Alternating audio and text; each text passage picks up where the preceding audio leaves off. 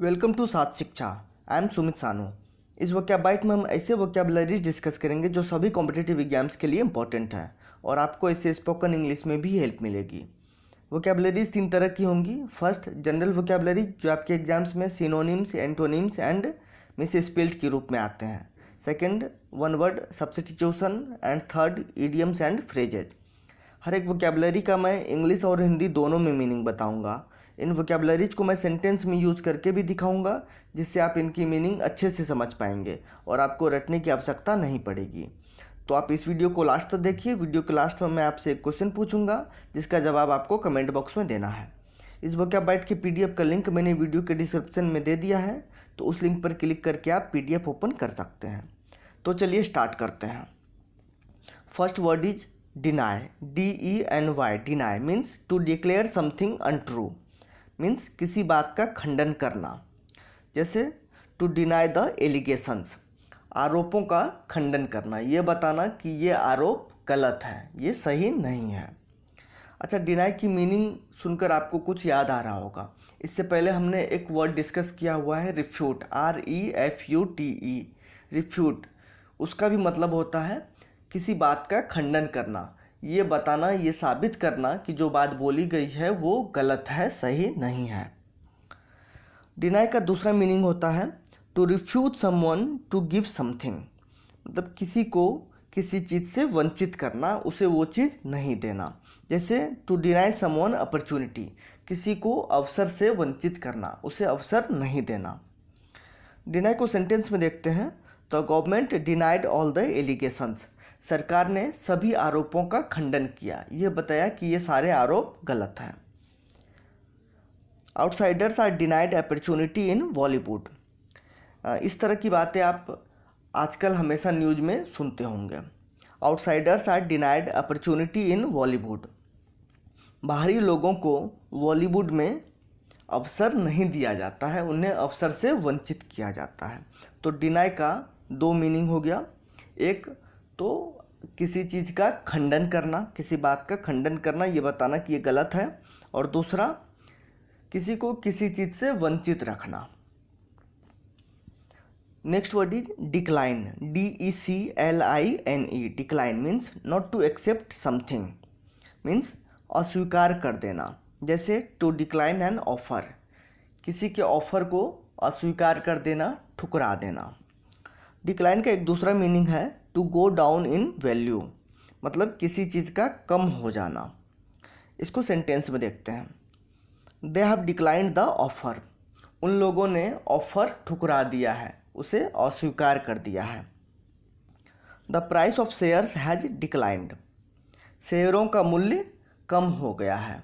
तो डिक्लाइन का 2 मीनिंग हुआ। एक, किसी चीज़ को अस्वीकार कर देना, ठुकरा देना, और दूसरा कम हो जाना। Next is notorious. NOTORIOUS। Notorious means widely and unfavourably known, means कुख्यात। कोई व्यक्ति है, उसको बहुत लोग जानता है लेकिन गलत कारण से जानता है, नकारात्मक कारण से जानता है।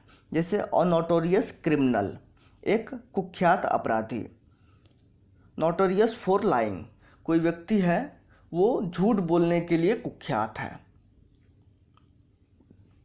इसको सेंटेंस में देखते हैं। The notorious gangster Vikas Dubey was killed in an encounter, वो कुख्यात अपराधी विकास दुबे एक एनकाउंटर में मारा गया। The leader was notorious for corruption, वो नेता भ्रष्टाचार के लिए कुख्यात था। तो नोटोरियस का मतलब कुख्यात, जो व्यक्ति गलत कारण से जाना जाता है। वन वर्ड सब्स्टिट्यूशंस देखते हैं। जर्मीसाइड, GERMICIDE, जर्मीसाइड। जर्मीसाइड में देखिए 2 वर्ड हैं, जर्म और साइड। जर्म का मतलब होता है जीवाणु, कीटाणु, और साइड का मतलब होता है मारना। तो जीवाणुओं को मारने वाला, जैसे a substance that kills germs, means जीवाणुओं को नष्ट करने वाला पदार्थ। नेक्स्ट देखिए फंजीसाइड, FUNGICIDE, फंजीसाइड। फंजीसाइड में भी दो वर्ड है, फंगी एंड साइड। फंगी का मतलब होता है फफूंदी, साइड का मतलब मारना। तो फफूंदी को मारने वाला पदार्थ, a substance that kills fungi. अच्छा, फंगी देखने में सिंगुलर लग रहा है लेकिन ये एक्चुअल में प्लूरल है। तो फंगी का सिंगुलर क्या होता है? फंगी का सिंगुलर होता है फंगस। तो साइड से रिलेटेड दो वर्ड हमने देखा, एक फंजीसाइड और दूसरा जर्मीसाइड।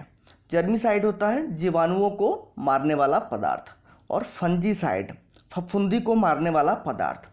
साइड से रिलेटेड दो और वर्ड हमने लास्ट वोकैब्युलरी में डिस्कस किया था, वो था हर्बिसाइड और पेस्टिसाइड। हर्बिसाइड होता है खरपतवार को मारने वाला केमिकल, और पेस्टिसाइड था जो हानिकारक जीव होते हैं, हानिकारक कीड़े होते हैं जो फसल को नुकसान पहुंचाते हैं, उनको मारने वाला केमिकल। तो साइड से रिलेटेड इन चारों वर्ड्स को आप एक साथ याद रखिए। इडियम्स देखते हैं।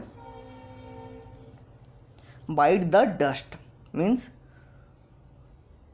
टू बी डिफीटेड, यहाँ गलत लिखा गया है, टू दो बार आ गया है। तो टू बी डिफीटेड और killed specially in a battle, मतलब हार जाना, किसी युद्ध में हार जाना, धूल चाटना। इसको सेंटेंस में देखते हैं। Pakistani army had to bite the dust in 1971 war with India. Pakistani सेना को भारत के साथ 1971 वाली युद्ध में हार का सामना करना पड़ा, धूल चाटनी पड़ी। The leader beat the dust in the recent elections. वो नेता अभी हाल में जो इलेक्शन हुए थे उसमें हार गया, उसे हार का सामना करना पड़ा। तो बाइट द डस्ट का मतलब हार जाना, धूल चाटना, हार का सामना करना। अब लास्ट वीडियो के क्वेश्चन का आंसर। क्वेश्चन था most suitable word for to surgically remove a limb. सही आंसर है ऑप्शन नंबर 2, एम्प्यूटेट। एम्प्यूटेट का मतलब होता है शरीर के लिम्ब को काट कर हटा देना, मतलब ऑपरेशन करके उसको निकाल देना। लिम्ब का मतलब हाथ, पैर, अंगुलियां, इनको काट कर हटा देना। बाकी ऑप्शंस भी देख लेते हैं। सेवर। सेवर का मतलब होता है किसी बड़े चीज़ या संपूर्ण चीज़ से उसका एक छोटा सा भाग काट कर हटा देना, निकाल देना। मेम। मेम का मतलब होता है अपंग कर देना। अबेट।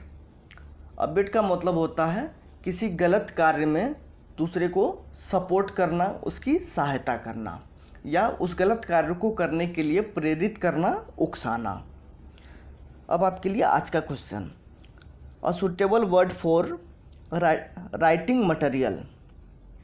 आपके पास 4 ऑप्शन है, अनोनिमस, यूनेनिमस, स्टेशनरी और दूसरा भी स्टेशनरी है, उसके स्पेलिंग में थोड़ा फ़र्क है। तो इन चारों में से जो भी ऑप्शन सही आंसर होगा वो आपको कमेंट बॉक्स में लिखना है। और कमेंट बॉक्स में आंसर लिखते समय आप ऑप्शन नंबर लिखने की बजाय पूरा आंसर टाइप करने की कोशिश कीजिए, वो भी ऑटो करेक्ट और सजेशन की हेल्प लिए बिना। इससे आपकी स्पेलिंग इम्प्रूव होगी। इस वोकैब्युलरी में हमने जितने भी वोकैब्युलरी डिस्कस किए हैं उनमें से मोस्टली किसी न किसी एग्जाम्स में पहले पूछे जा चुके हैं और ये बहुत इंपॉर्टेंट है, इसलिए इन्हें आप वीडियो की PDF से नोट करके रिवीजन करते रहिए। और यही रीज़न है कि हर एक वीडियो के साथ उसका PDF मैंने ज़रूर दिया है। और मैं तो यही कहूँगा कि आप डेली मॉर्निंग में उठकर वोकैब्युलरी देखा कीजिए। अगर आप ऐसा करते हैं तो आप देखेंगे कि कुछ समय बाद आपके वोकैब्युलरी का स्टॉक काफ़ी अच्छा हो जाएगा। ये वीडियो आपको कैसा लगा हमें कमेंट करके ज़रूर बताइएगा। अगर इस वीडियो से आपको आपके स्टडी में हेल्प मिली तो इसे लाइक करके अपने दोस्तों के साथ शेयर कीजिए। अगर आपने अब तक भी सार शिक्षा को सब्सक्राइब नहीं किया है तो सब्सक्राइब करके बेल आइकन प्रेस कर लीजिए ताकि नेक्स्ट वीडियो की नोटिफिकेशन आपको मिलती रहे। Thanks for watching.